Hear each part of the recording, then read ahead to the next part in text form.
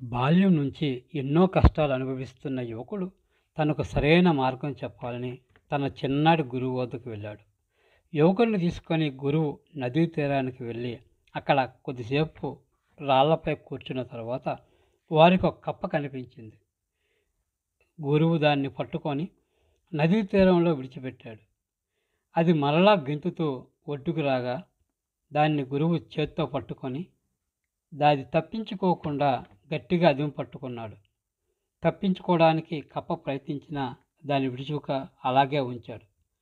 కొద్దిసేపటి తర్వాత ఇక కప్ప అటు వెళ్ళలేక అలాగే చేతిలో ఉండిపోయింది.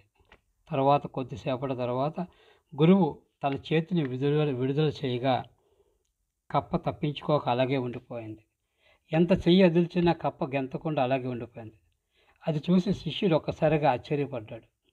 గురువుగారు, మీరు వదిలివేసిన అది ఎందుకు తప్పించుకోలేదు అని ప్రశ్నించాడు.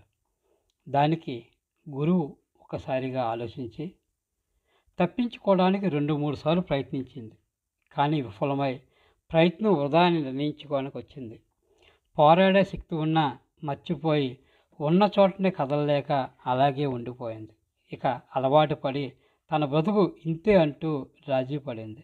ఇది కప్పకే కాదు, సామాన్య మనుషులకు కూడా వర్తిస్తుంది. మనుషులు ఈ కప్పలాగే 1-2 సార్లు ప్రయత్నించి ఇక ప్రయత్నం వృధా అనుకొని ప్రయత్నించడం మాని పోరాడడం కూడా ఆపివేసి తమ జీవితం ఇంతే అంటూ చివరకు నిస్సారంలో ఆత్మత్యాగం చేయడానికి ప్రయత్నిస్తారు. అది సరైన మార్గం కాదు. ప్రయత్నించి పోరాడితే ఫలితం తప్పక ఉంటుంది. ఏ జీవి అయినా పోరాడితేనే ఆహారం లభిస్తుంది, అంతేగాని పోరాడకుండా తన చేతికే రావాలంటే అది కాదు.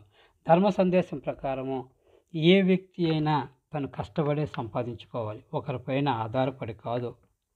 కాబట్టి నీకు దీని ద్వారా అర్థమైంది ఏంటో ఒకసారిగా తెలుసుకో.